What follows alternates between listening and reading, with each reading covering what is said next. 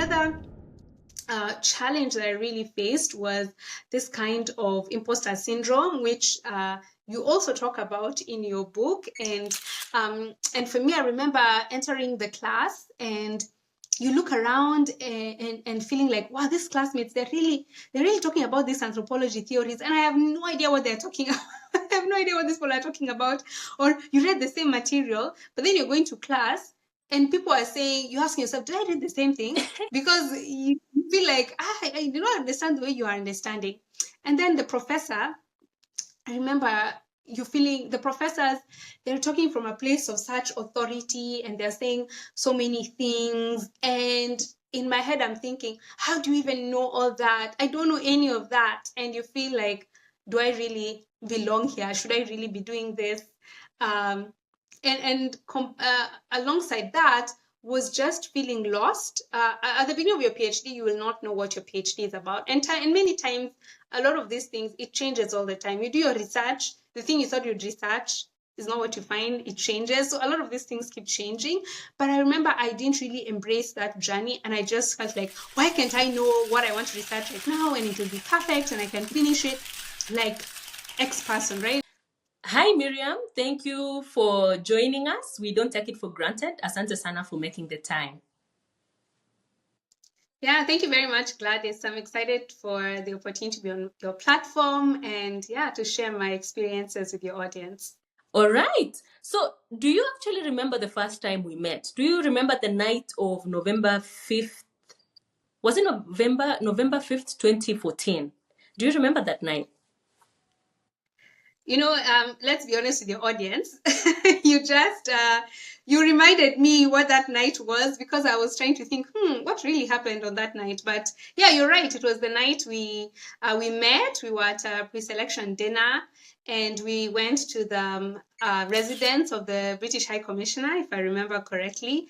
And it was a dinner for the finalists of Rhodes Scholars, which I'm not sure if your audience knows, but Rhodes Scholarship is a scholarship program that funds students from different parts of the world to take at least 2 to 3 years of graduate study at the University of Oxford. So it was a dinner for students who had been selected from Kenya to come together and have that meeting point before the next day when we were going to be interviewed to know who are the 2 students who would be chosen. What are you feeling? The emotions that were going through your mind and your system that night? Yeah, that night. Yeah. I think it's interesting. I remember exactly what I wore because I know that I went to buy a black dress. It was dinner, right? And I think Yeah. I don't know if they told us to wear official or not, but I know I think we were all pretty dressed in suits and nice official wear. And I remember I bought a dress and I had a yellow jacket, and I had heels on. So I remember very specific details about what I was wearing. And it was a very interesting experience. I think it was quite anxious because I've never gone to any diplomat's residence. So going to this high commissioner place and wondering, I need to be able to speak well. I need to be able to also not come off as proud, because at the back of my mind, I thought you can go to these spaces and try and be selling yourself, but then you come off as a student who is very proud and not necessarily befitting of maybe this scholarship that they have. So I do think I was I was very keen to make a good impression in the way where I can be memorable, but not memorable in the bad way, right? In ways that people think, oh, this is not a student that we want for our scholarship program. Yeah, so I was very anxious about making a good impression. I would say that.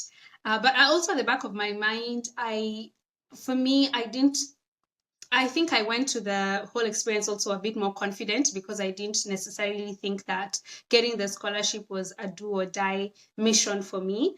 At the time, I was also applying for different programs. I was interested in doing the PhD programs in the US, so I was also in the process of applying for those.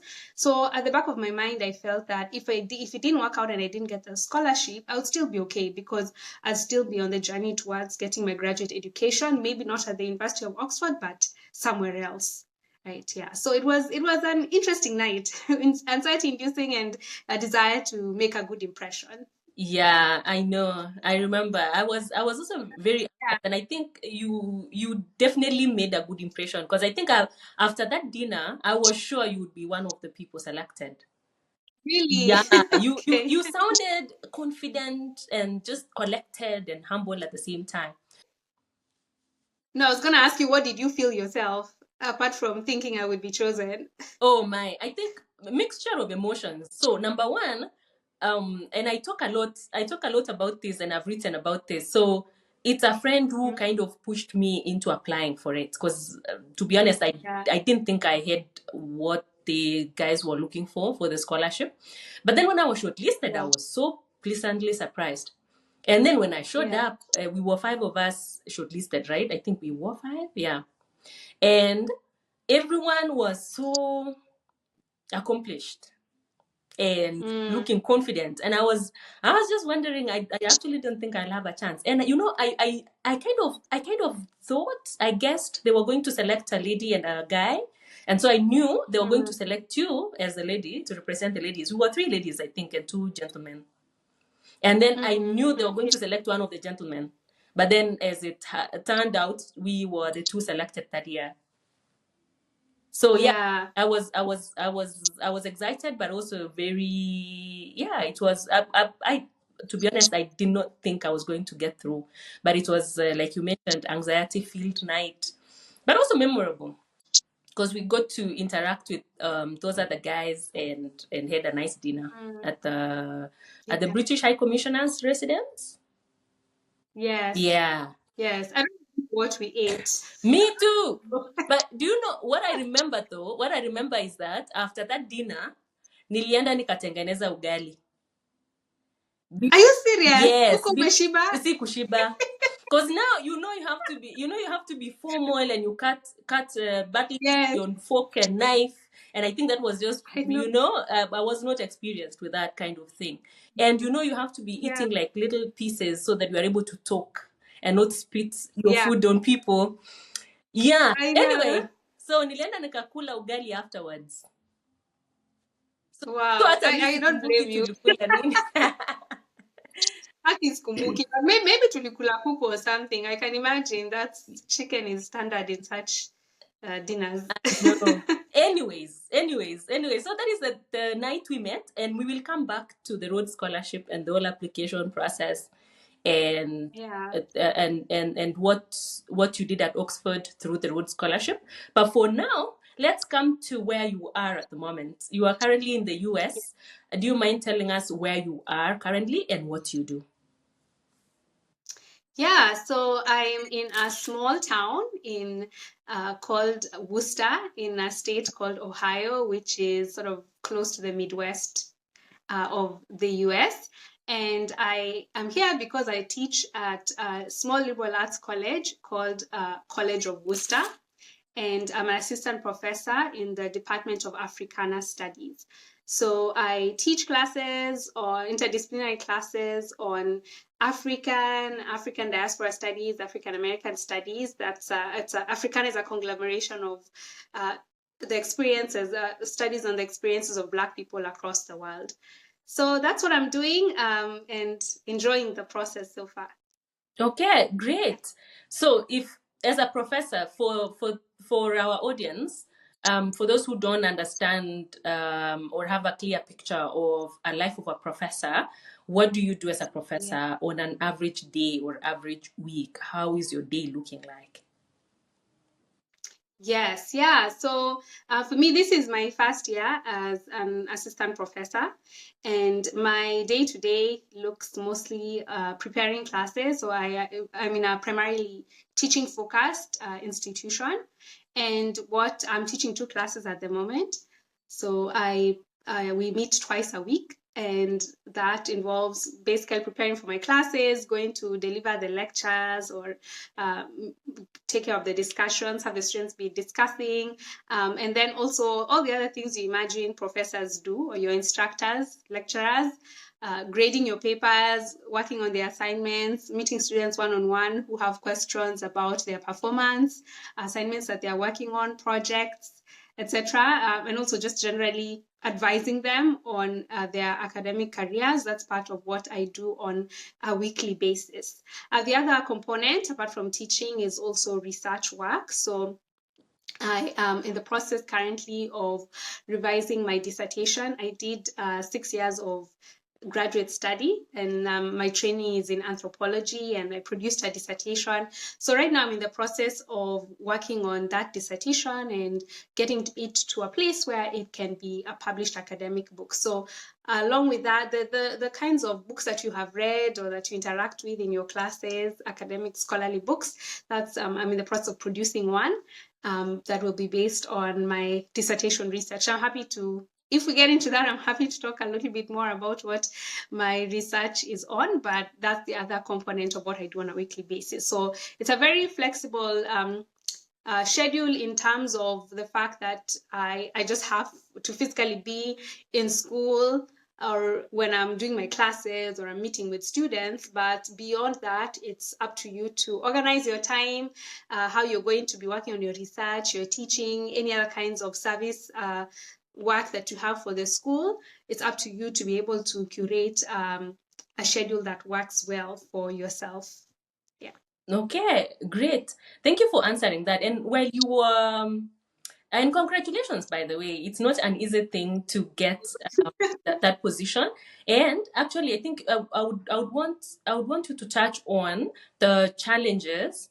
So actually, before you touch on the challenges, I'm curious to know, because I think when we are growing up, you know the dreams we had when we were in primary one. We wanted to be this and this and this, and then things changed. So number one, I'm Yes. curious to know, was that your dream when you were young to be a professor at some point, teaching and researching? Yeah. This is something I think I've shared with some people even. No, absolutely not. I did not even imagine, even as I was studying my PhD, as much as I was doing graduate studies, I didn't think that I would end up being a professor or even a professor teaching here at a small liberal arts college. It really did not cross my mind. I knew it was in the realm of possibilities at that time, but not before. When I was growing up, absolutely not. I think like many people, uh, there was this book called, I think it's called Anna the Air Hostess or something. So I read this book and I wanted to be an air hostess. And I think I feel like as I'm meeting people in my age, a lot of them who had read this book, maybe when a bit older, they wanted to be air hostesses. So I thought, okay, I want to be an air hostess. That's changed to wanting to be a genetic engineer. I have no idea where I got this language of being a genetic engineer, but I remember in primary school, I wanted to be a genetic engineer, in as much as I did not know what that meant, Yeah. what that entailed. So I wanted to be some kind of scientist. In high school, that changed to being a fundraiser. So I actually wanted to work in philanthropy because someone came to our school and was working in philanthropy, and I thought, oh, it looked really cool, and I had a heart for a desire to help people. So I thought, this is what I want to do. It changed again to being, of course, depending, especially in back home, we are told be lawyers, engineers, doctors, right? So there are three aspirational careers that we're supposed to have. And for me, I don't like blood, so I'm not going to be a doctor. I don't like hospitals. I thought of being a lawyer, so I was, okay, fine. This is probably something I could do because I enjoyed a good debate. So I thought, okay, I could be a lawyer. But engineering at that point, when I was in Form 3, Form 4, I like to say when physics became nuclear, when we started doing nuclear physics, when chemistry became organic, I was like, I'm done. I'm no longer interested in sciences. When things had numbers and all of a sudden you're starting to use letters, those kind of things, I was like, no, this thing doesn't make sense to me anymore. So I knew I didn't want to be an engineer or pursue any kind of science in that sense. So I was called to do law, but then I quickly changed it to do education. So if I had stayed in Kenya and gone to an undergraduate institution in Kenya, I would actually have studied Bachelor of Education. I changed it to Bachelor of Education at Kenyatta University, and I wanted to do German and history. So I guess I just enjoyed knowledge, and those are the things that I enjoyed doing in undergraduate. And I thought, okay, let me do more of it. So maybe at the back of my mind, I had set myself slowly on this trajectory of getting more education, being an educator, but it wasn't something that I was fully articulating when I was younger. And it's just at this point that I suppose all the decisions and steps that I've taken have led me here today. Yeah. Interesting. To be Yeah. honest, I've always seen you as someone who can make a very good professor, because I think you like writing, and you explain things very well, and you like researching. And I did not I know this do. backstory, to be honest. So I'm also surprised that it was not something we had planned, or had foreseen doing. So Yeah. what have you? So from hostess, from wanting to be a hostess to a lawyer to Yeah. teacher to now what you're currently doing, what have you learned? So just something that a student in Yeah. mwenye ako JSS, junior secondary school, ama mwenye ako high school in Kenya, I'm an undergrad, while they are thinking and obsessing about career and thinking like, oh, I need to do this. What is one piece of advice, just extracting from your journey, that you can tell them? Yeah. Okay. One piece of advice from that journey.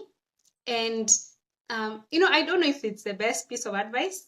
It's one I think we hear a lot, which is follow the things you enjoy doing, build on the skill sets and the things you enjoy doing. So I'll give a story. When I came to the US, and I came here for my undergraduate studies, and I was with other African students, and all the other African students were doing. It was almost a given, and that if you're from Africa, you either do STEM, a STEM undergraduate degree. If you can't do STEM, if you're not doing computer science or engineering, then you should be doing economics, right? If you veer away from economics, then at least do political science. But try and do something business-ish, right? Because for many of the students, there was this sense it has to make economic sense, or it has to be. And there's a lot of glorification of, I would say, even in Kenya at the moment, of STEM over studying social science or humanities, which I think is a very wrong approach, right? And it's not just in Kenya, basically I would say in many parts of the world as well.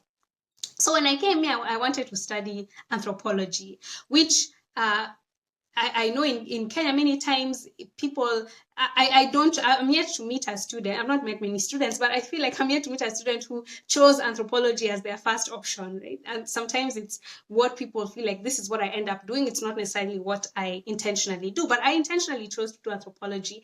And people were really questioning that choice and thinking, what is wrong with you? But I was so confident as a young person. For me, I was so confident in feeling that as long as I make the right, or I follow my heart, it sounds very cliche, but as long as I follow the things I enjoy doing, and I do it well, and I do it to the best of my ability, I trust that God will open the right doors for me and will make my life work out and lead me to the right spaces and right opportunities to be able to build a career, to build a life, to help people, to impact communities. And so I'd never once sat back and thought, what is wrong with me? I should go and do computer science or something and end up in Silicon Valley and that kind of career trajectory. I was just so confident in following the things that I enjoyed doing. And yeah, so that's the kind of advice I would give. It's just your skills, your talents, your giftings will open the doors for you. And maybe not all doors, because sometimes a lot of opportunities are out of, we can't always create those opportunities, but I think just trust yourself and trust your skills and your giftings, your talents, and allow yourself to build on those to open those opportunities for you. And maybe even for you, you're a multi-talented individual. So even for you having this podcast, right? It's part of you following your gifts and your passions and your motivations, and you're able to curate this platform. So that's something that I would say I'd encourage students, just follow follow the things you love and your passions, and I think eventually you can find a way to monetize on it, to build on it, to build a career, to be entrepreneurial about it, because you are the only one who can do the things that your unique experiences, your gifts, your talents allow you to do in a way that not everyone else can do, right? So I will say, you don't always, we don't all have to be engineers, lawyers, or doctors. Yeah, I end up being a doctor in a Yeah. the kind of doctor who can save you in a medical emergency, but I Yeah. can save you if you're trying to You write an can save my academic paper. mind. And Yeah. yeah, so there are ways in which you can, you can still curate your own life. You don't have to be in this cookie cutter careers that we are told we should do. Yeah.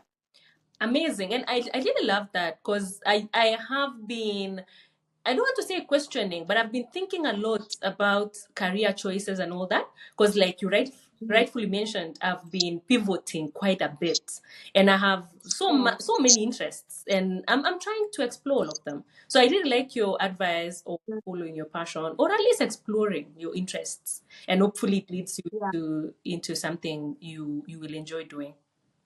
All right. Yeah, yeah. Yeah, it's something. Let me mention something else with that. Something that I very recently learned. In fact, I just learned this yesterday, is that you can have one purpose in your life. So there can be one thing that um, encompasses your experiences, your talents and gifts and things that you enjoy to do. But there are many missions that you have in your life. So, for example, for you, you can do your podcast, you can do your research, you can do your consulting, entrepreneurship, business. There's so many different things that you can do. So I don't think students or your audience should be limited to one career. You don't have to do one thing in your life. There can be one thing that is threading through your life and motivating you, but there can be many, many different things you do. So don't feel like if you have to be a doctor, you just have to be that doctor and do nothing else in your life, and that will now be the best version of yourself. No, there are many, many different things that you can do, many missions that you can undertake that ultimately still speak to the kind of person that you are, and your gifts, your talents, and your life experiences. Amazing. Thank Yeah. you. I totally support that. Totally support that. And I think Yeah. because I'm mostly also biased, because I'm multi-interested individual, multi-passionated. I'm not sure. But yeah, I think it's really sad. My opinion is it will be really sad if we die with the unexplored interests or talent that we didn't get to use, just because we ended up in one career, and then we felt Yeah. like we should shed off all those other interests or shelve them. Mm-hmm. Yeah. So okay, talking about interest, and you talked passionately about anthropology and the fact that you were intentional when you were choosing anthropology. Let's talk about, because I think your PhD research was very interesting, and when you were in Kenya, we chatted quite a bit about what you were doing in Lamu, Yeah. somewhere in Central. And the reason why I'm bringing this up is because there is this discussion, I'm sure you are aware, in Kenya. The president was talking about it the other day, the affirmative action, and what can we do to have women in higher positions. And he mentioned something like, down the line, he would want to see if a woman is a presidential candidate, a man will be deputy, or the other way around, just as a way of bringing women on board in higher positions. You researched Yeah. something closely related to that. Do you mind Yeah. sharing what you researched? And if in this debate that is going on in Kenya about what to do so that women are in higher positions, especially political positions, in the higher, like presidential positions and being a president, what would be your Mm-hmm. advice? Like, what would you, given the research you've done, what would you advise people to think about, or even the president to think about? Yeah.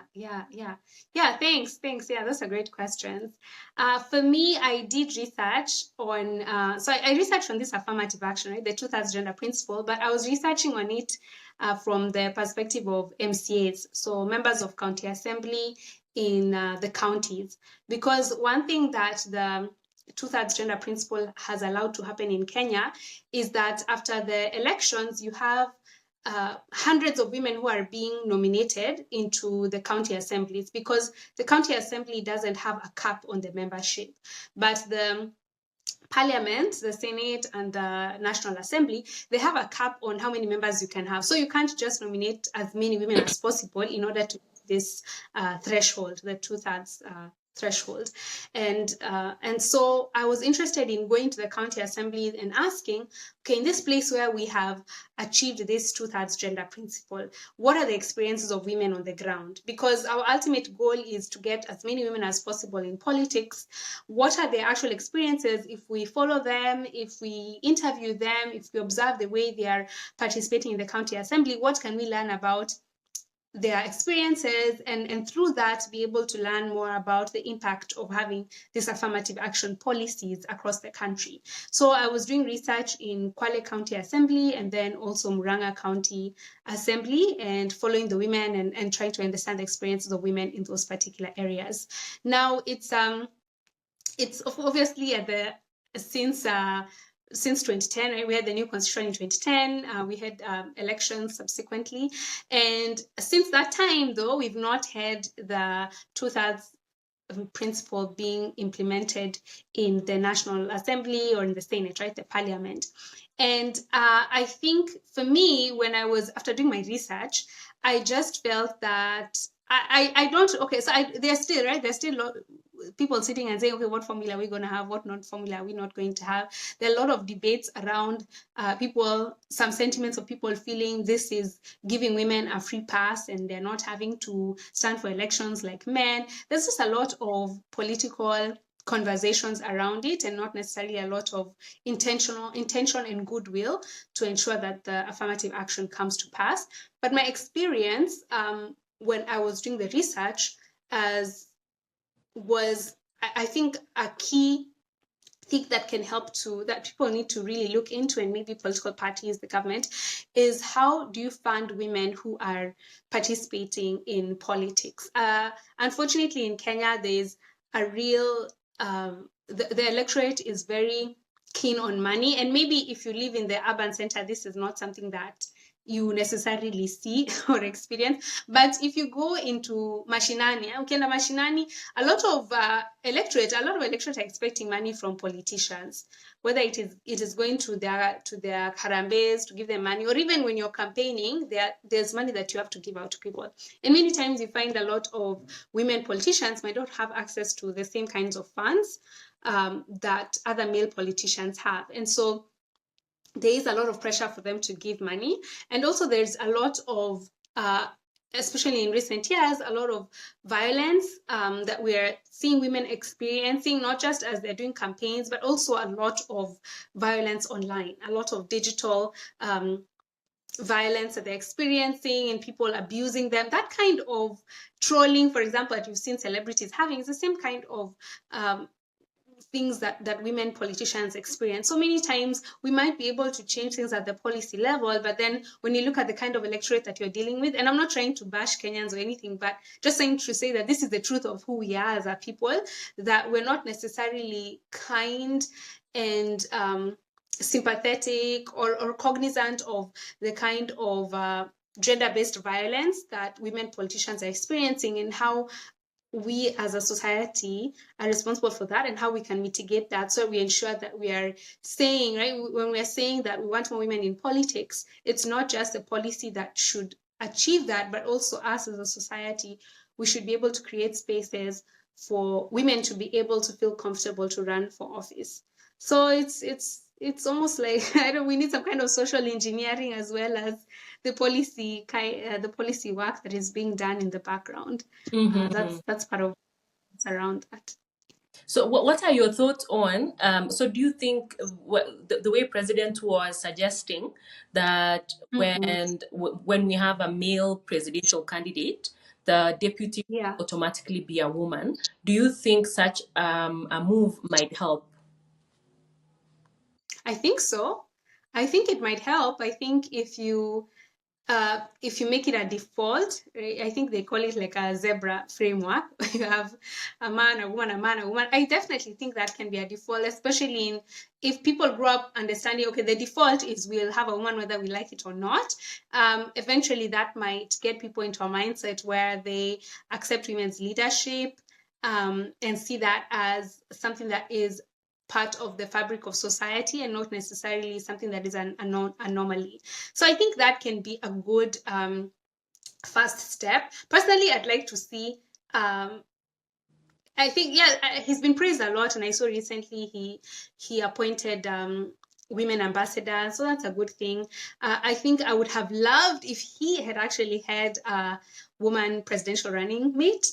I think there's a lot of talk around that. Mm-hmm. So I want to see, because a lot of times in Kenya, people talk a lot. Yeah. All of these political parties all have women's leagues in them. They already have this is our plan for women, and a lot of times those are things that are just being recycled every election. You just make it look nice and saying this is your plan, this is how you're going to achieve the transgender principle. So there's no kind of goodwill or intention behind making it a reality. It's almost just talking about it and saying, yes, we're going to do this, we're going to do that. Mm-hmm. So I would love to see that. I would love to see it finally implemented. I would love that maybe in the next elections, that's actually the default. Mm-hmm. And I think Kenya very progressive in terms of what it likes to say about women's rights and gender equality, Mm-hmm. and lead to new kinds of research that we can do, right? We're no longer saying, do this policy, but then we can actually say, okay, now that this policy has been implemented,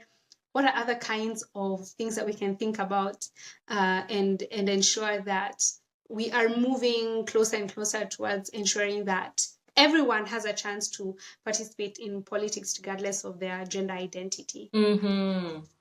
Okay, interesting. Yeah, it's definitely going to be like the leaders, they definitely have to walk the talk. Mm-hmm. Yeah. Yes. Walk the talk. Very succinct, yes. Walk, yeah. So hopefully we get there someday. So Yes. talking about the PhD, that is what you did during your PhD. Yes. So we're trying to kind of go back to go back down your academic journey. I want to hear. So when I was writing the PhD journey, it was interesting to know or to hear the thoughts behind why people decided to do PhDs and some why they didn't consider. So after your master's degree, were you sure that you wanted to do a PhD, and why? Yes. Yeah. So for me, it wasn't even master's. It was at the end of my undergraduate. So by the time I was a fourth year, I knew I wanted to do a PhD.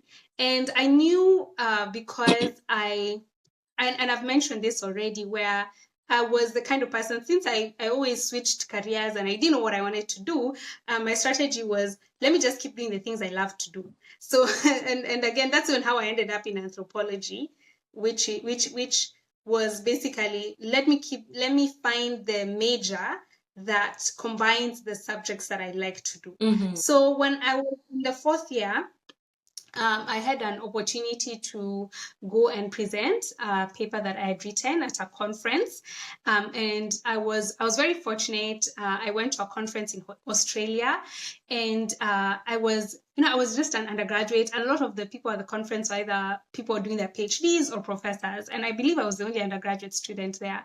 And I was presenting a paper that I had written for one of my classes, and I remember just having this feeling inside of me where I saw people, and I saw a particular woman. She was a white woman, and she was presenting on Kenya, and I think it was something about masculinity or something. And at the back of my mind, I just felt like, how come there are not other Kenyan women or Kenyans who are doing this research? Why is it that this white woman from Australia is the one who's writing this about Kenyans? And I was quite naive at the time, right? I was just fourth year, I had not really known a lot of things, and I actually asked her this question, and it was something that I felt like I wanted to do more about it. And she actually encouraged me. She was like, yes, I would love to see more Kenyans doing this kind of research and writing books. So it had sort of made me feel like I want, and there's a lot of, right now at the moment, of course, I understand a lot more about the kind of inequality that exists in academia, the kind of lack of opportunities that scholars back home have compared to the scholars here. There's a lot of just an inequality that exists. But at the time, I was just very I was just very confident, and I felt like, okay, I can actually go, since I like writing and I like research, I can go and I can be this scholar, and I can write these books, and I can do all these things, and be this voice that is contributing to conversations around the experiences of Kenyans, and it's being done by a Kenyan woman. And that thing planted a seed inside me. And as I was finishing up my fourth year, I also had an opportunity to do like a long year-long research project. I really enjoyed doing research and traveling and collecting data. And so I just felt a sense of conviction that I wanted to continue doing this reading. I really enjoyed reading, and yeah, I wanted to continue doing this reading and collecting data and being able to write about different kinds of Kenyan experiences. And that time I was very much interested in experience of women and also the experiences of young people, so the youth.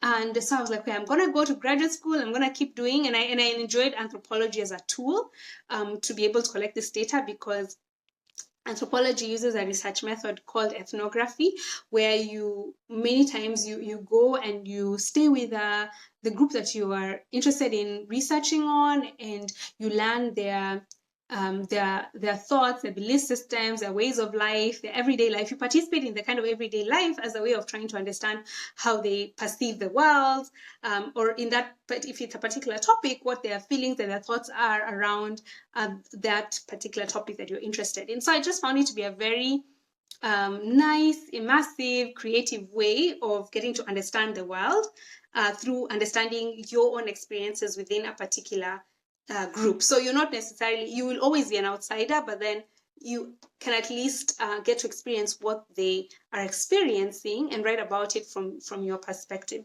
So I thought that would be a really nice way for me to continue doing this kind of work and be able to get to a place where I can collect information about Kenyan people. So I really knew by the time I was in fourth year that, yeah, I'm going to do a PhD. Now, I didn't know the emotional toil, the the Yeah, difficulties, can the we talk ups about and downs. can we talk about that? Yes. Because I was going to ask about now that you were sure. It's impressive that you were sure you wanted to do a PhD. When I think back, I'm not Yeah. sure if I was sure. I think the only time that the PhD thing came into the equation for me is when I got the scholarship. That was in my final year of undergrad. And then I was Yeah. told, you can do a PhD. And that is when I started Yeah. considering it. Otherwise, it was nowhere in my picture. So it's really impressive that you were particular about it. But let's pause here and talk about some of the challenges. Just, I don't know, on top of Yeah. your maybe top 3 challenges that you faced going through a PhD. And I'm asking this just so that for the audience who are preparing to start the journey, or those who are in the journey, I salute everyone who is in the journey, because it's not easy. So I'm asking this question for those guys just so that they get solace and affirmation that Yeah. everyone kind of goes through some challenges. So talk about the difficulties and challenges you faced going through the journey. Yes, yeah. So I'll even start with a disclaimer. And this is something I would tell people that um, don't do a PhD if you don't want to be in an academic career. The PhD, many times I think Kenyans are very highly educated, and Kenyans like education. And many times people say, let me just do a PhD as the extra thing I'm doing. You don't have to do a PhD. You don't have to. So I tell people, don't do it if you don't want to be lecturing at the university or you're doing some kind of research. You don't need to do it. Maybe if none of those things apply to you and you just still want to do a PhD, I say if it's something you feel, and this is something you have told, I have just learned from you today, where you call it anticipated regrets. Is that what you called it? Yeah. So if it's something you think you will regret at the end of your life that you didn't do a PhD, okay, fine, then do it, right? If it's something you feel like it's so important to who you are as a human being, then do it. But in terms of challenges I faced as a student, it was tough. It was tough balancing a healthy life with the intensity of the academic career. And I feel that, and this is something you have written in your book, right? And I really encourage everyone who's doing a PhD to get your book on the Yes. PhD journey. Yes, yeah, you were able to create a life for yourself where I felt like you really did your best, or maybe not perfectly, but you really did your best to find some kind of balance. Right? You had your football, which you are committed to, and you're running, and then you still had your academic work. Now, for me, I felt like I had no outlet. I had absolutely no outlet. Um, many times it was just doing a lot of assignments, especially PhDs in the US. You have to do the first 2 years, you still have to do classes because the PhD programs are, many of them are structured as master's PhD programs.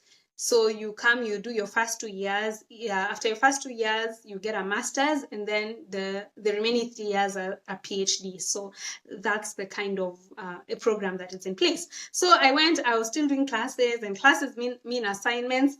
And I remember feeling like every semester, since you have to write research papers for at least 3 classes, it felt like I was writing 60 plus pages of academic papers every year, it was basically writing a master's dissertation or a master's thesis every semester. So it was a lot of work, a lot of reading. And I just felt like a lot of times I was just spending all my time doing this PhD work and not necessarily finding any kind of hobbies outside of that, or any kind of things to enjoy. And I tried from time to time, but let's say it just was not consistent. Another challenge that I really faced was this kind of imposter syndrome, which you also talk about in your book. And for me, I remember entering the class, and you look around and feeling like, wow, these classmates, they're really talking about these anthropology theories, and I have no idea what they're talking about. I have no idea what these people are talking about. Or you read the same material, but then you're going to class and people are saying, you're asking yourself, did I read the same thing? Because you feel like, I do not understand the way you are understanding. And then the professor, I remember you feeling, the professors, they're talking from a place of such authority, and they're saying so many things. And in my head, I'm thinking, how do you even know all that? I don't know any of that. And you feel like, do I really belong here? Should I really be doing this? Alongside that was just feeling lost. At the beginning of your PhD, you will not know what your PhD is about. And many times, a lot of these things, it changes all the time. You do your research, the thing you thought you'd research is not what you find, it changes. So a lot of these things keep changing. But I remember I didn't really embrace that journey, and I just felt like, why can't I know what I want to research right now, and it'll be perfect, and I can finish it like X person, right? Like my professor, right? They've written all these things. But one thing that helped me was I really tried to remind myself, okay, just have perspective. This professor, for example, has had more than 20 years. They're more than 20 years ahead of you. They've had 20 years of reading and research and writing. So of course they're going to know a lot more than you, and you really should not be feeling like you don't belong here, because even them, they were at that position where you're in before, one time in their life, and they didn't know the things that they know now. So I feel like trying to remind myself that perspective, it didn't make it always easier, but at least it is something that gave me some kind of comfort as I was going to that. But it's not easy. Another thing I think related to that was also comparing myself with other students, which is something that is tied to that imposter syndrome. And for me in particular, was thinking about students who were the advisees of my advisor. So, okay, student X got this grant. I have to make sure I get this grant, or I'm not going to be, my advisor is not going to like me, or my advisor is going to have an issue with me. So you feel like you really need to push yourself to be able to get all of these things in order to meet the expectations and the requirements of your advisor, right? So I just felt a lot of pressure. And unfortunately, when you feel that kind of pressure, you also, when you fail, which will happen, you will fail, it makes the failures much more visceral, take you much lower in a way than it didn't have to if you had perspective. So I feel like experiencing failure, even as I was doing that, my PhD, it made me feel really down, in a way that, because I had had all this pressure, this imposter syndrome, this lack of balance in my life, that ultimately just made the challenge, or I don't know if you call it a challenge of failure or an opportunity of failure. A lot of things, it's whether you see it as half full or half empty, but it just made it much more harder for me to deal with. Yeah. Oh, thank you for sharing. And I know I actually don't want to add anything, because I know people who are walking the journey will definitely relate to most of Yeah. what you've said. So Yeah. let's Yeah. talk about where did you do your PhD? Mm-hmm. Yeah, so I did my PhD at Emory University, which is in Atlanta, Georgia. So I did 1 year of master's.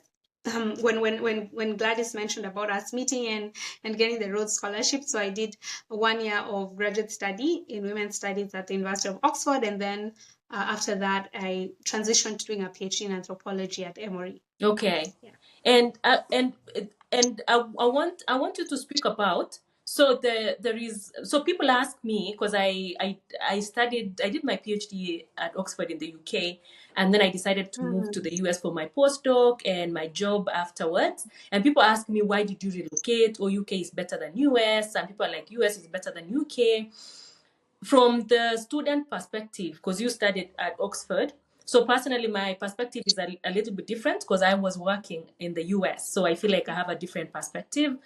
You were sure. I remember when we were chatting in our, I don't know if you still remember, we were cooking ugali and sukuma wiki. We used to visit each other, and actually some best memories. Yeah. We'll talk about Oxford in a bit, just for the folks who Yeah. are in Oxford.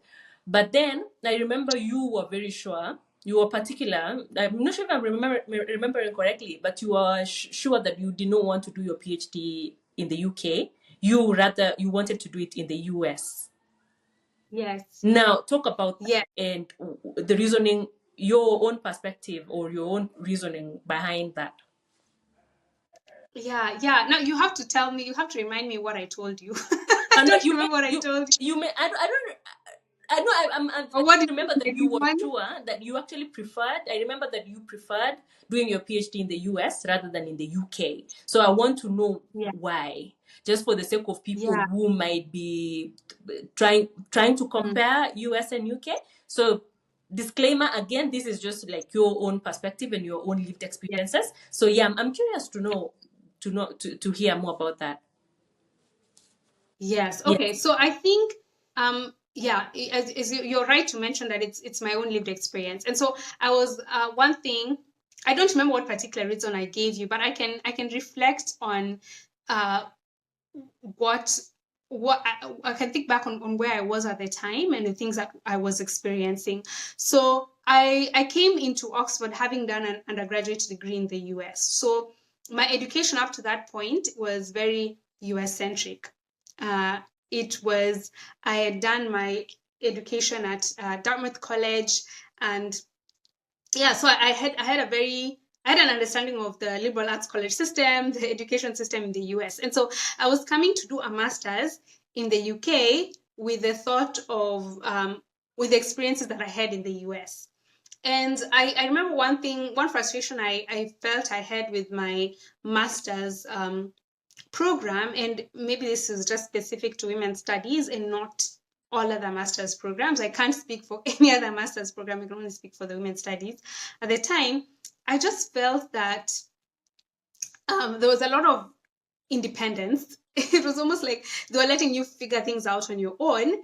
And I wanted more structure. I wanted more hand-holding sounds bad, but I wanted more closeness of relationship and supervision. But Oxford, and maybe this is unique to Oxford again, so maybe not all women's studies programs in the UK are like this, but Oxford, it was very much, here's the syllabus, read whatever you want to read. We're going to have one lecture a week, and then maybe we'll have discussion, right? So you could actually get away with doing very little work, as long as you just produce some of the classes you had to write a paper a week, and then you write a longer paper at the end. As long as you just produce those papers, there was really not much push to try and make you do work. Now, that kind of system is really good for some people, some students who want no oversight and they just want to do their own work on their own and their own pace. That can work well. But for me, I just felt like I wanted more conversation. I wanted more. I think I was thinking very much about the kind of classroom experiences I had had as an undergraduate in the US, where I felt like there was just more hand holding sounds bad, but there was just a lot more relationship, a lot more discussion that I felt I had with my professors in a way that I did not have at Oxford. So there was no way for me to know what the PhD experience would have been, but at least I kind of had a feeling that I preferred the educational experience that I had in the US compared to the educational experience that I was having in the UK. Mm-hmm. Now, the thing that did make me another thing which actually influenced my choice to do my PhD in the US is two other things. So the first thing was that in the US, as I've explained, you have 2 years of masters and then 3 years of it's many times you get the masters along the way to the PhD. So PhD programs are generally 5 to 6 years, right? But many times 5 years. Mm-hmm. Many students finish in 5 years. In anthropology, it can go up to 7 years. So it really varies from student to student, and mostly because we do research for a long time, a minimum of 12 months. Some people do 2 years of research, so it really varies. But one thing I liked about the US is the gift of time, because even if it looks like it's a long time, it is an opportunity for you to spend time creating a proposal, slowly refining your ideas. So for a student who, if you want to do a PhD but you don't know exactly what you want to research, you have not figured that out yet, the US is a better place. I would say that in general, it's a better place because you have 2 years of taking classes, 2 years of figuring out what your topic will be before you actually go and do your research. But if you go to the UK, you have to know already, you have to have come, you're applying, many times the students who are applying, they already have masters. So you have to have an idea. You have to have an idea. At least those ones who are applying in social science PhD. I know it's a bit different for science PhD because you can do it with a bachelor's, which you can speak more about since you're the one with that experience. But if you're doing social science PhD, you have to have a master's and you have to know what you're going to research because you only have at least 3 years. Yeah, 3 years, maybe 4, but 3 years. And if you don't know what you're researching, you don't have the time to do that. So it really demands or expects students to be very well prepared for what they're going to do in their PhD. And I didn't know that. At the time, as I was finishing my master's, as I was doing my master's, I had a feeling that I wanted to change my research project. I was doing, my research at the time was focused on female circumcision or female genital mutilation, stroke cutting, FGMC.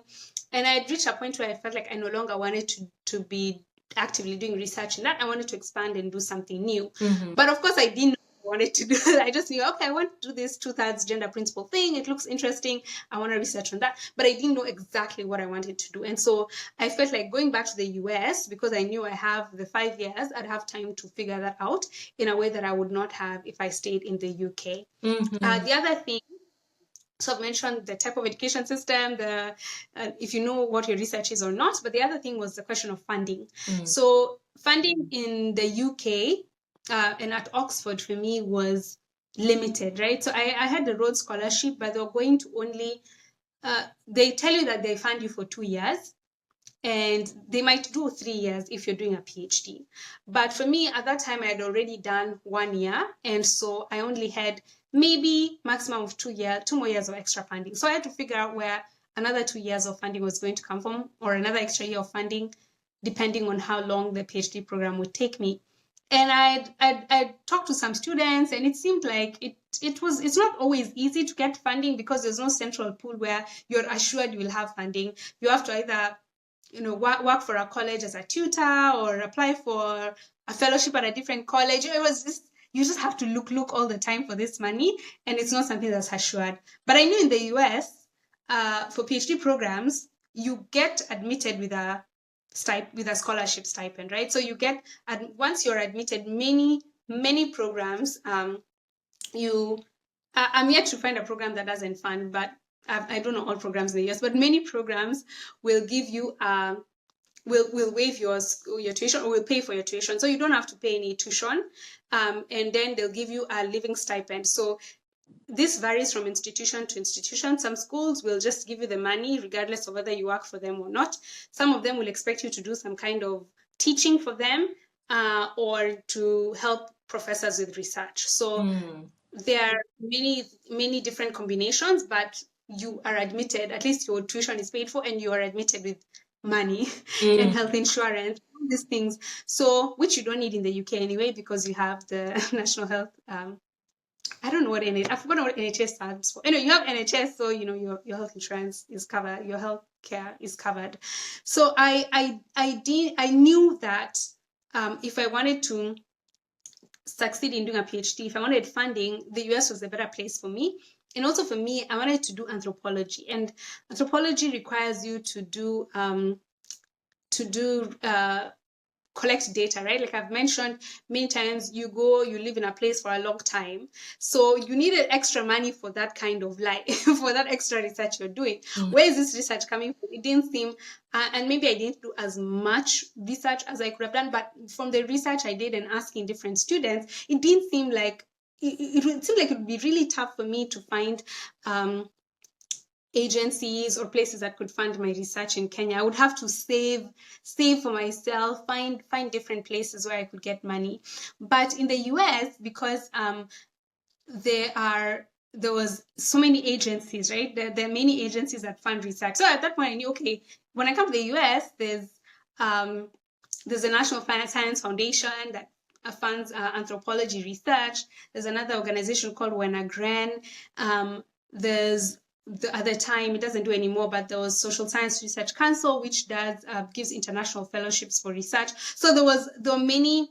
I was very familiar with the education system in the US, and I knew that there are many opportunities for funding to give me money to go and do the research, in a way that in UK, I just didn't know where this money was going to come from for me to do the research I wanted to do. So I really preferred the US, because I felt like for a social science PhD, I had access to more opportunities than I did in the UK. But I will also say, I think it's very school specific as well. So you might go to maybe London School of Economics or and be admitted into a PhD program there, and it's very well funded, and they have money for research, and maybe different programs in Oxford. But for me, the PhD programs I would have done at Oxford, which for me was sociolegal studies PhD or anthropology PhD, it was more, they were asking me, tell us your plan of how you will get funding to fund yourself in this program. It was not them telling me, come, there's all this money we want to give you and you're going to do research,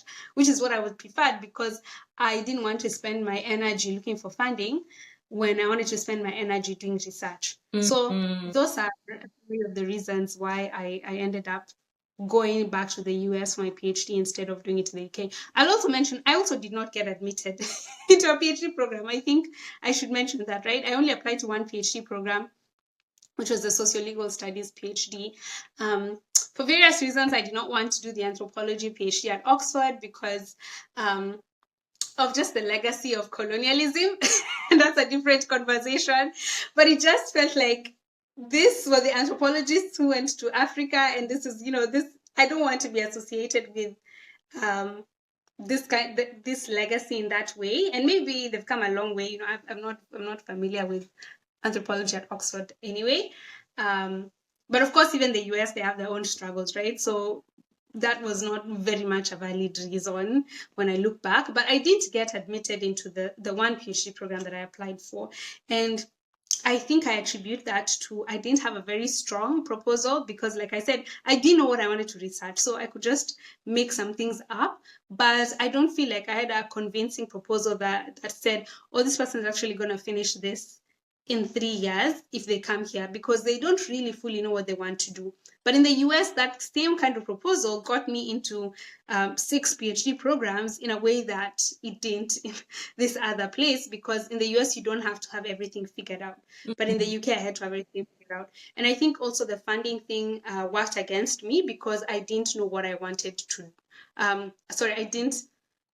I I couldn't convince them that I had funding, because I just said, oh, I'm going to apply to this college for this year, for my third year, or I'm going to do this, but I'm going to apply, right? Applying doesn't mean you'll get the money. So I feel like I didn't convince them enough, and I got rejected. So I really didn't have any PhD program in the UK to go to, but I had several in the US where I could go.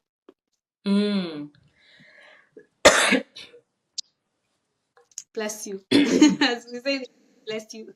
Thank you. So thank you for sharing about that. And you've actually touched on a very good point, a good segue. And I want us to talk about, because you are very self-aware. And I'm not sure, maybe your prior exposure in the US when you were in undergrad helped.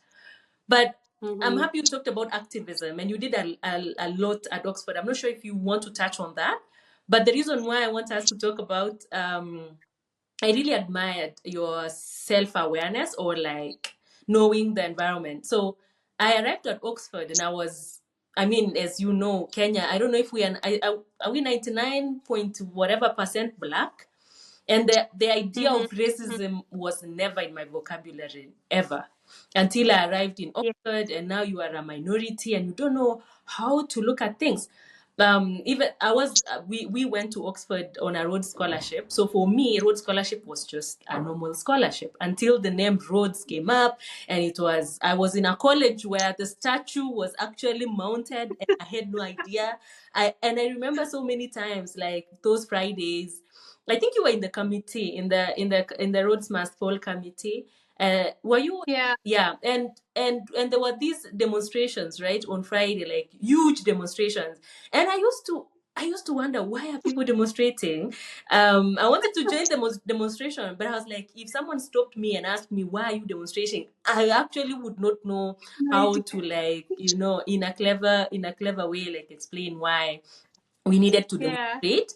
Yeah. So anyway, I had to like quickly learn about all these things surrounding Rhodes, Rhodes Cecil, and all those stuff. But you were very active, and you were aware, and you were in the committee from the word go. And talk about that. And also, I don't know if that is one of your, I'm not sure if you consider that one of your highlights at Oxford, but also just mention other things memorable, or things that you did during that 1 year masters at Oxford. Yeah. Wow. I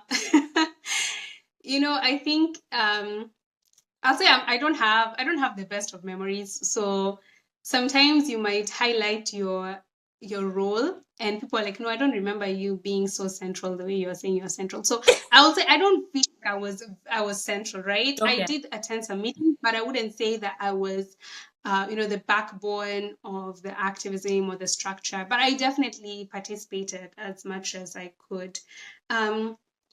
Yeah, so I'll put it like that. Maybe I'll have to go back to my files and see, like, did I hold any kind of position or something? But definitely, I think making posters, things like those, or talking about what are we going to do. I did participate in some of those conversations, and I did consider myself very much part of that movement. And I think, as you've mentioned, when you came to the UK, for you, that's when you got exposure to this idea of what is racism and everything, and that's the kind of experience that I had when I first came to the US. So it's just what happens, I think, to Black people if you are put in environments where you're no longer majority Black. You have an awareness of new kinds of awareness that you didn't have. And so for me, I was bringing the awareness that I already had in the US, and then I was coming to the UK with this understanding that I already knew what I had already known the complicated legacy of Cecil Rhodes, and I think I talked to one of my professors about it, and I think she had mentioned something along the lines of you should, as a Black woman, then you definitely want to take advantage of that, because it's something that he just wanted his legacy or his money to benefit white men, so why not, right? Make it, take advantage of that. So I came into I came to Oxford with sort of an awareness of that, and I don't know if I would even call it a highlight. I feel like it was a low light, if there's such a word, where it was important for me to be part of that movement, but it really highlighted to me just how complicated the experiences of Black people at Oxford were, or at the UK, in the UK, and that we're not always welcome, right? We're not always welcome in these spaces. I already knew we're not welcome because we had also done protests at my undergraduate school, especially in my final year. So I knew that this thing of Black students protesting is a thing, and I had witnessed that and be part of that. But then coming to the UK, I had so much hope coming into the UK. It was almost like, this is not the US, this is different. And so to have that shoved in your face where you're trying to protest, just take down the statue, right? We're not asking for crazy things. We're just saying, take down the statue, improve the conditions of Black students, address your legacy of racism. But all of a sudden they're like, nope, nope, nope, nope, nope. You are not, you're not grateful, right? What kind of student are you? You're not grateful. We've given you all these opportunities. You're just coming here to complain. It was just this kind of backlash was just, it was so, for me, it was so unexpected, I think, because I was just maybe a naive. I didn't know. I had just a very different expectation of what Oxford would be, which was naive. Of course, why did I expect Oxford to be any different? So it wasn't an awesome experience, I think, especially the backlash, but it was great. It was wonderful to be part of those conversations at the time, and to really interact with some students from South Africa who had been part of the Rhodes Must Fall movement there, and to really just see this kind of transnational activism taking place and really questioning the legacy of racism at Oxford and all of those things. So I really I remember when looking back, it taught me a lot of valuable lessons. I think one thing it really taught me is that all places are broken. You can't really just go to places and think, this place is gonna be happy and everything. It's not always going to meet your expectations. So there are some lessons that I gleaned out of that, in as much as it was a very tough time, I would say. But other than that, I think I enjoyed my time at Oxford, right? So there were not everything was rosy, but it was fun. You've mentioned a little bit about how we were cooking ugali and everything. I feel like you're even the person who taught me how to cook. The way I cook ugali is the way I learned from you. Really? Yes, I'm serious. So, we used to, those were some of my, as you've mentioned, just, I really cherish those memories and those times we shared together, where, we'd go to church at 6 p.m. on Sunday, and then, we'd come and cook that ugali, and you used to like to make cabbage and eggs. I remember that. Yeah. And we would eat that. Then I'm like, my home is so far away. I'm just gonna sleep here. So I sleep. And we share your bed. The bed was tiny. It was a tiny bed, yeah. And then I go to my place the next day. So it was really enjoyable. We had a lot of parties that were happening. I think it was St. Anthony's. Lineker had a really good party. There's some really nice places to go out. So we had a lot of fun. I feel like the nightlife was, and Oxford is a small place that is not. Yeah, I guess I don't know how it is today. We are talking about things that were happening 10 years ago or nine-ish years ago, and so I don't know how it is right now. But yeah, it was like it's a contained place. It is safe. You go out, you come out at like 4 or something. There were a lot of the vendors who are selling fries and all of these things. So it was nice. It was fun, I would say. Then we used to have a lot of roads. What was it like? What, I don't know what they used to call it. Those nights where you go and there's a lot of social and mingles. Meet and mingle, yes. Yeah. Those were nice, right? So you just hang out with people. So there was just a lot of there was a lot of social life and everything. that I look back and yeah, there were fun times. There were hard times in the activism and the questionings and all of that, but there were also fun times and great friendship I made with you up to this day, which I'm very grateful for. Oh. Yeah. And do you know, I wanted to mention that like while you were having a lot of fun during that 1 year in 2016, I was dying in my lab. Do you remember Yes. I shared later? I was lost. And Yes. when you were explaining about the advantage of a slower PhD in the US, where you get at least a few years to think about what you want to do, yeah, I was immersed into the deep end of PhD from the word Mm, go. And I don't think I was prepared. And at some point, I think I was clinically depressed. Like there were literally days I would just wake up, shower, take breakfast, but then open the door and then close the door and then go back to my bed and sleep. Like I just didn't want to see the outside. mm, I was struggling, mm, but I did not know what I was doing. And I think the hardest yeah. part is that when you are in first year, you see like this is Oxford and people like to put up this artificial face, like the Yeah. confident, they kind of know what they're doing in the way they speak and all that. And I thought, what am I doing here? I'm an imposter. And I was then Mm, trying to really hide. So all those nights that instead of going to dance, I was feeling yeah. guilty. Like I'm feeling lost. I don't know what I'm doing as a PhD student. I came here on a scholarship. I should not be dancing. Yet I don't know what I'm doing in the lab. And so nilijificha sana for a very long time. Something that I regret Teacher. now. It took me a long Yeah. time. It took me a long time. I think it's only until my third year or my fourth year. And I was really Mm, confident and I was okay with who I was. And I was, anyway, I think most of the PhD students, especially those who start from day one and they are a PhD student, it can be yeah. a lot to handle. But then Mm, my only wish, normally my only hope is that like they can fast track that kind of they can quickly just realize that there is nothing really wrong yeah. with you. The process is Yeah. just the process of you Yeah. uncovering a lot of information, and you have so much, and Mm, you are yeah.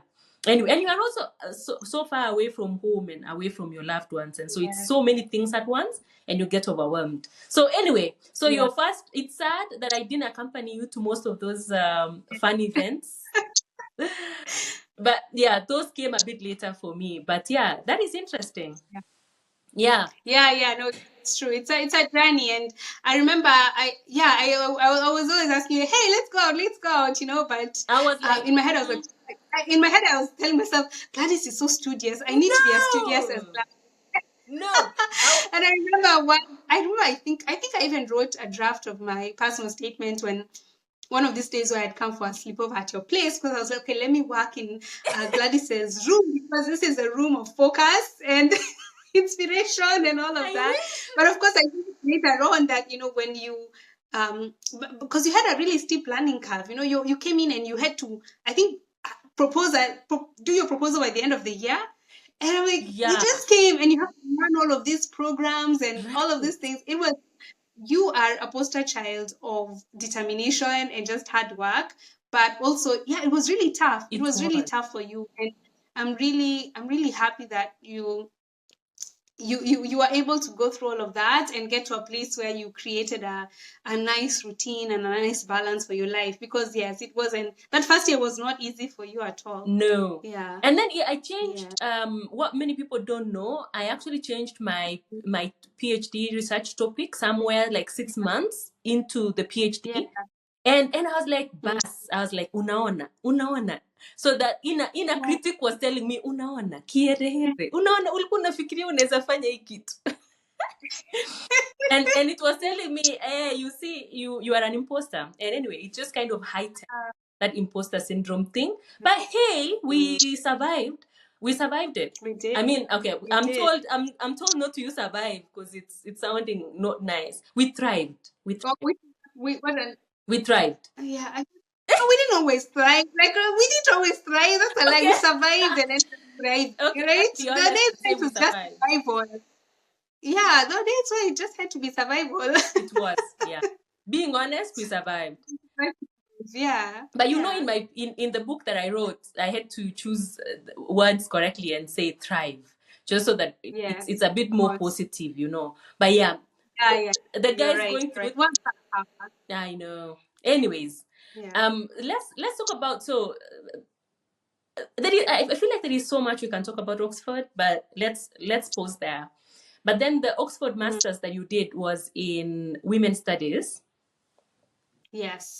So I'm curious to Yes. know. I'm curious to know why Women's Studies, and then I want us to roll back to Rhodes Scholarship and how you got to know about it and that application process.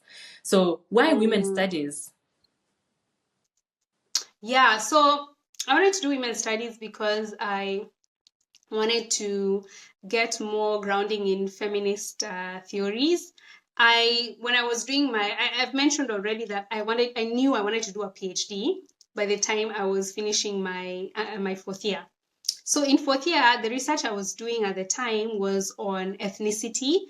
So my research was on ethnicity and nationalism and young people. So I was interested in researching the experiences of young people following the post-election violence in 2007, 2008. So that was the research I'd done was on that. But I was no longer interested in doing that. I was like, I'm done with ethnicity. I want to research on women, right? And I wanted to research at the time, I wanted to research on an FGM or female circumcision, as I've mentioned. So I just felt like, okay, I want to do a master's in women's studies so that I can get more grounding, right? I can get more feminist theory kind of grounding so that I'm able to research this particular cultural issue that affects women. So it was a very intentional academic decision because I knew I wanted to pivot and research more on women. So I was like, okay, I've not done a lot of classes on women or gender, and let me do a master's so I can do it. But I didn't, like I've mentioned, when I was applying for the Rhodes Scholarship, for me, it wasn't, I have to get this or my education, my prospects are over. I already knew I wanted to do a PhD and I was already in the process of applying for PhDs. So it was, if I get the master's, it will be great because it will give me an opportunity to learn more about feminist theories. But if I don't get it, it's fine. I'll just figure it out once I go to grad school. I'll take some classes and I'll figure it out. So it wasn't, it wasn't that important. I don't want to say it's not that important, but it wasn't like a complete need that I had to really have to get it. But I thought it would be a nice complement to the kind of research that I wanted to start doing. Yeah, so that's how I ended up doing women's studies. All Yeah. right. Okay. Okay. I'm seeing common thread with you that you are always intentional, or at least most of the time, and you kind of know-ish what you want to do, which is nice and commendable. All right. I know how to follow my interests. I will say that. Okay. I don't know what like I've said, I didn't know I wanted to be a lawyer, doctor, engineer, whatever. If you tell me like, yeah, this is what it is, it was that for me, that was never it. But I know how to I knew my interest, right? Or whatever I'm interested in, I follow it, right? So I guess I just follow and see how things will fall into place. Okay. Now we started with walking down memory lane and talking about the night we met at the Rhodes Scholarship pre-selection dinner. I'm curious Yeah. to know because many of my most of the students, even the one when I go to talk to students, they are always Yeah. curious and they ask, how do you know about these scholarships? Where do I get to know these scholarships and all that? Yeah. So I'm always Yeah. curious to know how did you know about Rhodes Scholarship, and and why did you decide to try the Rhodes Scholarship? Yes. Yeah. So I found out about the Rhodes Scholarship when I was second year. So when I was in the US as an undergraduate, and I was taking a class with one of my professors, and I went to her. And we were just talking, and she looked at me and she said, "You should apply for the Rhodes Scholarship." Yeah.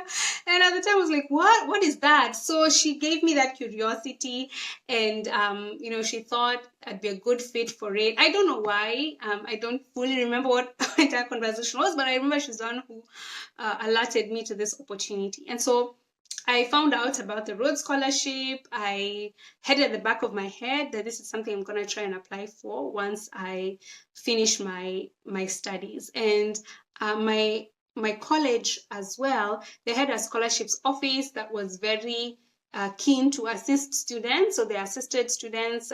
They had informational sessions where they tell students about different opportunities. Many of those opportunities actually are scholarships who are for people who are citizens or US citizens, but the Rhodes Scholarship was unique in that it was not just for US citizens, it was open to different nationalities, and one of the nationalities was Kenyans. So I knew that this is an opportunity that I can get if I want to go to the UK to do a master's or any kind of graduate study.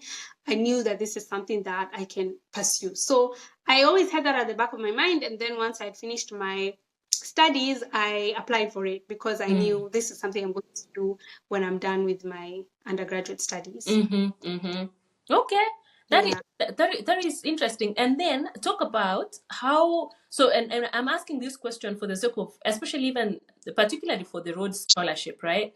There will be scholars or students applying this year. So for those students applying this year, maybe talk about Rhodes Scholarship, but also generally, because you've been helping students apply for grad school. Talk about, I don't know, top 3 things or top 2 things that that you think helped you to get the scholarship or to get shortlisted at least. Things and lessons that the students can learn as they prepare or as they prepare their essays and their materials for various scholarships. Yes, yeah. So of course, you know, the students, I believe, will know that there are 2 stages. There's the first stage where your materials will be reviewed. And then there's the second stage where if you've been shortlisted, you will go for different, we mentioned at the beginning, the pre-selection dinner, and then after the pre-selection dinner, there's an interview. So there are different things that, you know, different kinds of things that might be helpful for you at that time. But if you're talking at the first stage where you're applying, and I've had the benefit of being able to review some of the Rhodes Scholarship applications. And so I will say the important thing that you need to do at the time is to have a strong personal statement and strong recommendations. I'll say those are very key things. Of course, it goes without a given that you need to have a strong academic record. So it's a merit-based scholarship, which means that they really want you to be a very academically gifted student, because you are going to, the scholarship is tied to the University of Oxford, where there are, you know, expectations about what your performance needs to be in order to get admission there. So you need to have done well academically, and if you've not done maybe as well, that you're able to explain why, but at the very least, you need to be an academically gifted student. You need to be, at least your academics are good. So the first thing I would say, yes, your personal statement. Your personal statement is very important. It needs to be strong. It needs to speak to why you're a good fit for the Rhodes Scholarship, which has different criteria in terms of the kind of, you know, they have like leadership expectations, that you service oriented, merit based, that kind of thing. So you talk about how your qualities align with what the Rhodes expectations are, and to really carefully follow that, because there's a guideline that you're provided online to carefully follow that. And then to also talk about why Oxford is the best place for what you study. So you need to be able to convince them that this program or this you know, PhD, etc., all of these places are very important for the kind of academic work you want to do and how you're going to be able to learn from that, contribute to that, etc. So I think you really need to have a strong statement. Don't write that I come from X and X background, or I've not had opportunities, so please give me an opportunity, and then just finish it. Maybe write 1 paragraph. That's not going to cut it. You need to be convincing, you know, be confident about your journey, and be able to directly tie it to what the prompt or the criteria of the Rhodes Scholarship is. I also say make sure you have strong recommendation letters. I'm not very up to date with the guidelines for this year or last year, but many times they will tell you, you know, not just professors, but also people who know you outside of professor role. So make sure you get people who really know you and who can speak highly of you. Sometimes maybe you might find someone who doesn't know what a strong recommendation letter looks like. I would say if you're not feeling confident about this person who's writing you a recommendation letter, maybe give them some examples, give them a good summary of who you are as an individual. You're not allowed to share your personal statement, I believe, for the Rhodes Scholarship application. So if you have a profile where you've written your CV, and it's a CV where you've annotated it, meaning that you have written different, you have explained all the different roles and the awards that you've gotten, that's something you can give them so they can write a strong recommendation letter for you. And honestly, I think today with we have a lot of AI tools that can help you. And so share the AI tools with them, right? I'm not sure what person will be writing a recommendation to you, but a lot of AI tools are good at giving prompts or giving ideas on how to create strong recommendation letters. So I'll say make sure you have really good letters and write a really strong personal statement. Something else I have seen students do, which I think is really great, is find different Rhodes Scholars and talk to them. So in this one, I also advise my students here, as I teach in the US, and the US, I believe they get 32 Rhodes Scholars. I don't know the number, but they are the country that gets the most numbers of Rhodes Scholars, which is ironic because Rhodes money was made in Africa. So really, most of the scholars should be coming from Southern Africa, but that's neither here nor there. But for my students here in the US, I tell them to speak to people from their they divide the country into different regions. So I say, go and speak to someone from your region and understand what their experience was. So for Kenya, I would say if you are going to apply under Kenya, reach out to Gladys, reach out to me, reach out to different scholars who have applied. It's easier if you reach out to those who have applied like in the past, I would say 1 to 5 years, because they're very new in terms of remembering what the experience is and familiar with how the current setup is.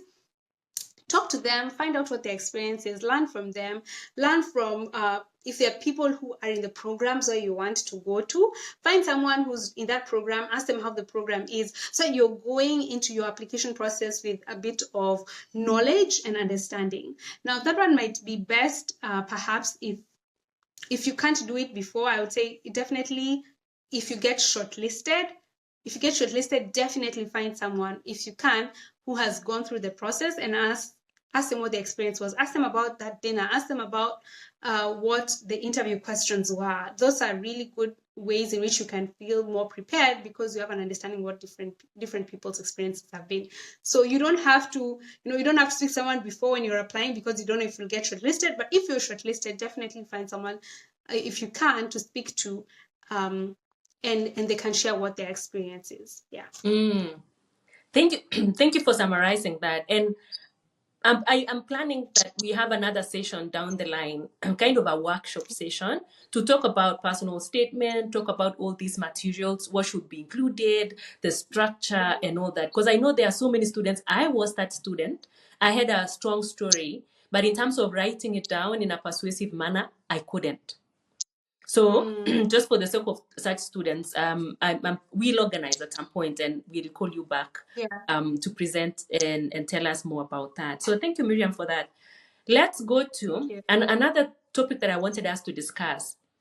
So we mentioned that the Rhodes Scholarship ended up selecting the two of us in 2015. So I forgot to finish the story. Yeah. So let's go back to high school, and there is this topic that keeps coming back every time we have the KCSE results coming out, and there are these students who want to study abroad for their undergrad. So there was this debate, I think, early in the year, and parents were advised not to send their kids abroad for undergrad. apparently because they're Yes. still young and you know the challenges abroad and all that. So you left Kenya after high school and you went to the US to do your undergrad studies there. So I want you to speak from that perspective, like for a parent or a teacher or a guardian who is scared or who is scared to send their kid abroad. I want to talk about number one, how did you know about this opportunity to study undergrad abroad? And then number Yeah. two, talk about that experience. Would you do the same? How would you advise people who are concerned about sending their kids when they're still young to study abroad? Yeah, that's a really great question. And I'll say that first, my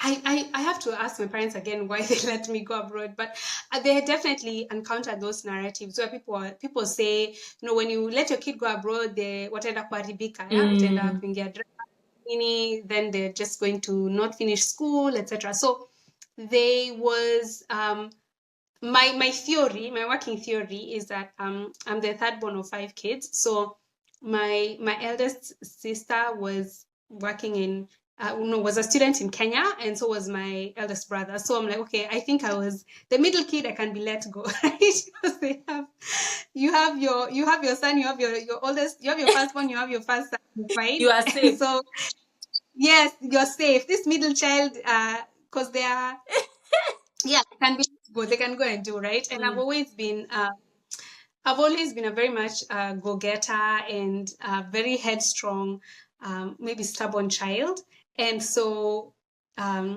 rebellious in a nice way. So I think they just let me go because it's something that I really wanted to do, and so just let her go. I would say I also had the benefit of having traveled to the US twice when I was in high school. So the first time I'd gone for like a 2-week thing. It was an organization that sponsored a children's home, and I think they just wanted to have Kenyan students sort of come and interact with the people who are funding their organization.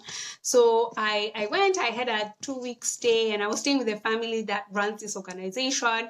So I got exposure. I went to high school. I went to high school for 2 weeks and then I came back to Kenya. And then in my third year, I don't remember, I think we went for 2 months. Like I've said, my memory is not the best. So if there are things I'm misrepresenting, it is not intentional. So I went for maybe, I think it was 2 months, and it was an exchange program. I was I was a student at Alliance Girls High School, and we had an exchange program with a private prep school in the US called Brooks School. And so I was chosen to go for this exchange program. Again, I attended high school for 2 months. And so I got exposure in that way. I got, there were students who were taking SATs. So there was a day students had gone to take SATs. Students were applying to colleges. So I had an understanding that coming to the US was something that was an option for me.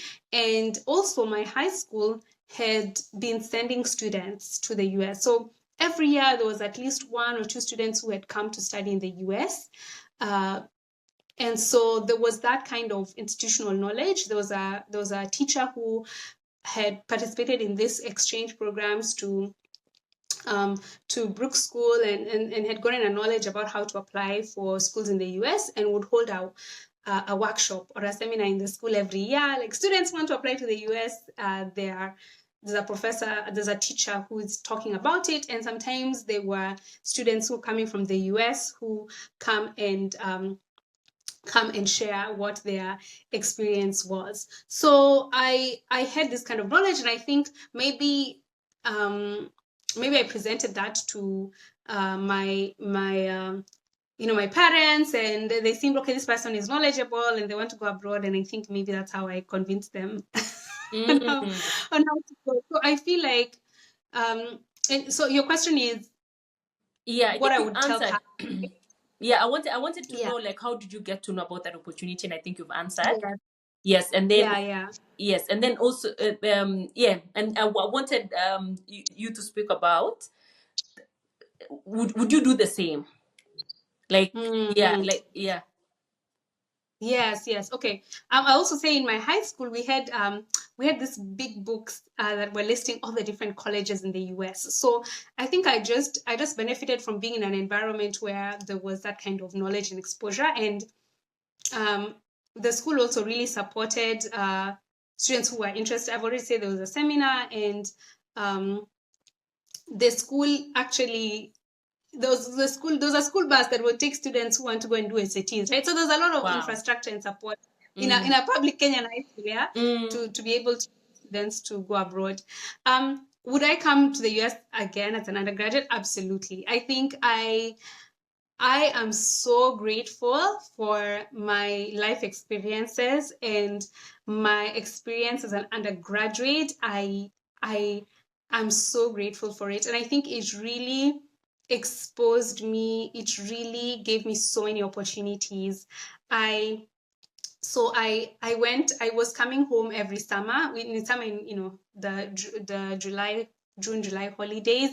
And I was looking for money. I got money from the school. I did a project in my rural home. So I got money every year, right? The school was paying for me to go do something every year, right? I did a research the next two summers, and I was getting money from the school to do this. I really got opportunities to travel. As an undergraduate, right? I got opportunities to travel to different countries. I got an opportunity to do a study abroad program in Germany. I mentioned how I got to do a conference, present a conference in Australia, and it's it's because I went to different offices in the school, and I was like, hey, I got into this conference. Can you give me money to go? And small people are giving me chunks of money here and there, and I was able to buy my ticket and pay for my expenses there. So I had a wonderful experience. I had a really good and as I said, I don't think I would have studied anthropology. I didn't know anthropology as an option, but when I came to the US and I was studying in a liberal arts college, and liberal arts college in the US means that you don't go in having declared having already known what degree you want to do. So the way in Kenya we go in, you want to do engineering, you want to do law, you want to do anthropology, economics, political science, right, commerce. You go in and you just do that and maybe you have some common units, but you already know what you want to do. In the US, in liberal arts colleges, you don't have to declare, you don't have to say, I want to do this degree until the end of your second year. So maybe this also ties to how I did a PhD in the US, because it's a gift of time. Yeah, you can figure yourself out. So I went and I didn't have to know what I wanted to do from day one. I actually went in saying I want to do linguistics. Actually. Okay. Yeah, I know it was a different story, but so I went in and I did take a linguistics class and I dropped it because I was like, I can't do this homework, right? The linguistics had math and I do not like math. I don't like, STEM things are not my thing. So I went in and I could do different subjects. So I did acting. Now, can you imagine? Wow. Yeah, I took an acting class. I did not know that. Yeah, I did. I did 2 acting classes, right? I took Wow. creative writing classes. There was just opportunities to do so many different things because for many of your majors, right, what would end up being your degree, you just need to take at least maybe 12 classes associated with that, which means you have like, maybe 20 classes, or there's so many other classes. You have many more classes that you can take depending on how many classes you take a year. So for ours, I think it was 9 classes a year. 9? Yes, I believe it was 9. So, you take that 6 classes and then you just need to take a certain number of classes for your major. But the other time, the liberal arts education, they tell you have to take a class that will test your quantitative reasoning or will meet different kinds of expectations. So there's quantitative class, a religious class, right? Something about spirituality or religion. Another class on Western culture. Another class on global, like, any kind of global engagement or something. So I took so many different classes. I took an engineering class. Actually, I ended up taking it was called system dynamics. So there's so many different things that you take because there's a certain kind of criteria that you're meeting, which encompasses the liberal arts education. They want to make into an all-rounded student who has some kind of understanding in different areas. So I think I really truly enjoy the liberal arts education model, and I'm teaching now at a liberal arts college, which I enjoy because of that kind of interdisciplinarity, that students are encouraged to take classes in many different areas and have a well-rounded education. And I think that allowed me to explore different things that I'm interested in, and then eventually end up in anthropology, which is not something I would have done before. So I really appreciate my educational journey. It's hard though. Of course, it's tough being a teenager, young adult, coming abroad, not having your family. It's very homesick. And you just have to find ways of creating your own kind of community. The undergraduate culture is different. Also, I would say, like, undergraduate drinking is the same the world over, it seems like. I think so. But I don't regret coming. And if I had to do it again, I would still choose to come here. Now, sometimes I imagine, okay, what would have happened if I had stayed in Kenya and maybe done law? I don't know, maybe dropped out of the education and done law. I don't know, I think things will work out. Your life will work out. For me, I believe God will still take you where God wants you to go, and your journey will still work out regardless of whether I would have come here or not. But given the choice again, I would still have chosen to come here. Yeah. Okay. Thank you so much. I'm not going to add anything to that. Okay, so Miriam, thank you for sharing your story. And just because of time, and I'm sure maybe we'll still call you back to do a workshop on essays and all these other things. But let's just conclude here. And before you go, I want to ask 3 questions that I ask every guest that I host here. The first question is, I'm calling it a better world. And I'm curious to know, from your perspective, what is one thing in the world that you find it problematic or wrong?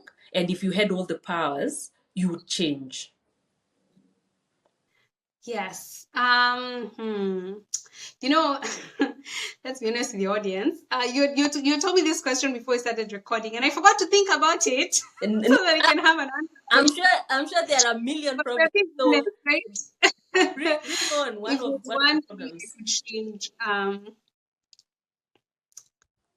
I think if there's one thing I could change is, I suppose, people's capacity to love others. I feel like a lot of times, a lot of our misunderstanding and a lot of the hatred we have towards others, a lot of the war, genocide,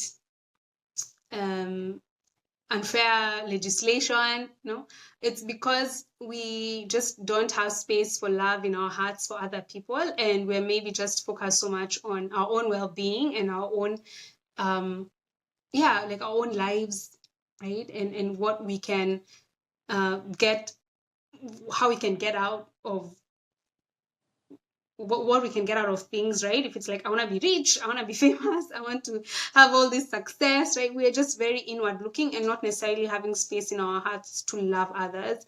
So I feel like if I could change that, maybe it's a very academic, theoretical answer. I'm not very specific, right? And climate change and the pollution of the oceans, that kind of thing. I feel like if we could just open up our hearts to love each other a little bit more, I think that would help to solve a lot of stuff, right? Even interpersonal relationships that are fraught, that might be able to address that. Friendships that are broken, that kind of thing, right? Yeah. So if we could just open our hearts to a little bit of more love towards others. I love that. And just to say, I don't think it's academic answer. And also to say there is no right or wrong answer here. I'm Yeah, just curious to hear yeah, what people think or see the world. But I really like that, and to agree with you, I think it will solve a lot of issues yeah, if we yes. loved each other more.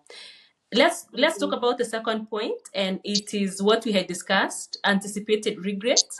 What is one Mm, thing that you've been shelving? It's in your shelf yes. that in 2 years, 3 years, if you don't do it now, like that project that is on your shelf, that if you don't do it Yeah. now, you will regret down the line. Yeah. I'm happy to say that my anticipated regret is no longer anticipated because I'm working on it. Okay. Yeah, for me, one thing that has been for a long time an anticipated regret is I've always wanted to write a novel. Mm. So and it's something that I've wanted for a very long time. Even as I was studying my PhD, it was when I was thinking, okay, I want to get a PhD. Alongside that, I had written, oh, I want to write a novel as well.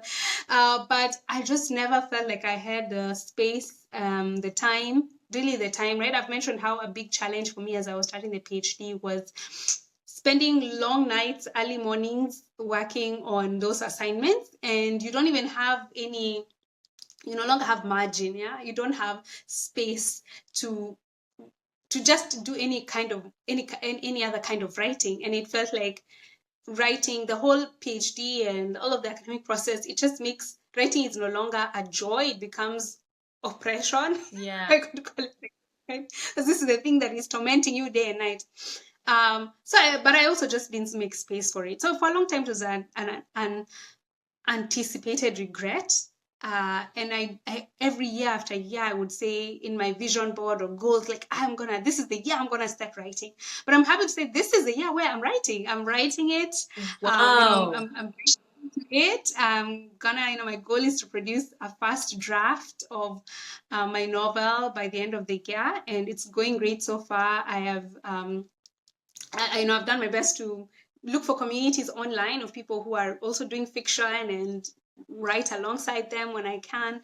So I'm grateful that I don't have that anticipated regret, because I feel like that would have been one anticipated regret in my life. Mm-hmm. But at the moment, I can't think of anything that is an anticipated regret that I'm not currently working on. Yeah. Oh. Well, big First of thing all, for me. let me Yes. just applaud for the Thank upcoming novel. you. Thank you. Do you want to talk Yes. more about the novel, or maybe in the other sessions?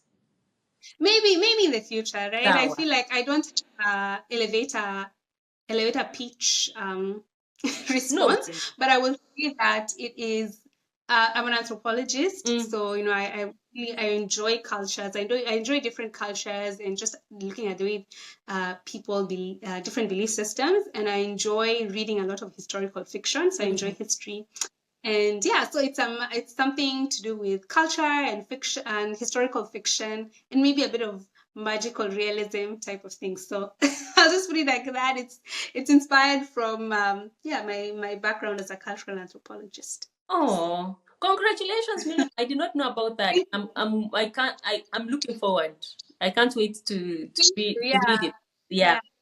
So, what? Only this year that I'm thinking about it, because at least I'm finally working on it. Yeah. But other than that, it was just in my list of things you want to do in your life, but not necessarily something that I share Yeah. very No, readily with people. thank you for sharing, because you've shared and now everyone is expecting a novel. There is no going back. Yeah. I think they call it Yes. something like commitment device. The moment you've announced to the world that there is a Yes. project coming, there's Yes. no way you're going back. But well Yes. I think done. you thought that too. Yeah. Yeah, well done, and all the best to the remaining stages of publishing.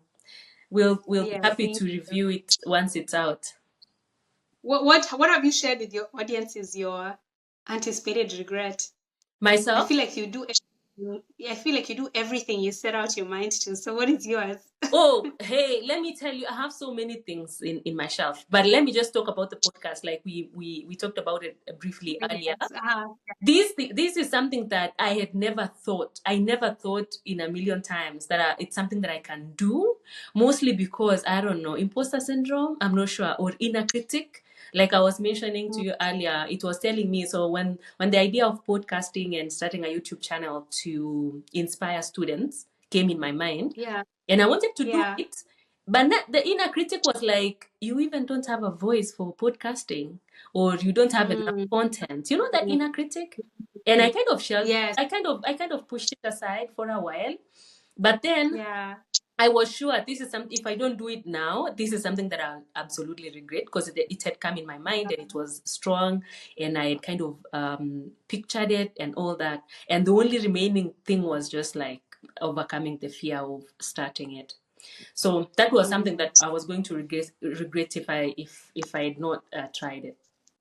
So let's talk about the last bit of this, and it is a giveaway, where we give away something to one of our audience, in terms of, I don't know, time, consulting time with them as they prepare for grad school. Yeah. So whatever you want to give away, you can talk about it. Yes, yeah. Thank you. Thanks for the opportunity to give away. Yeah, I'm happy to have any kind of call, especially with a student who's applying for a social science PhD. So I'd be happy to speak with you, and after you've applied or in the process of applying, I'm also happy to look at your application materials, your statement of purpose. I'm happy to look through that, give you some feedback on it. Yeah, so that's the giveaway that I can offer. It's an opportunity to give you feedback on your materials.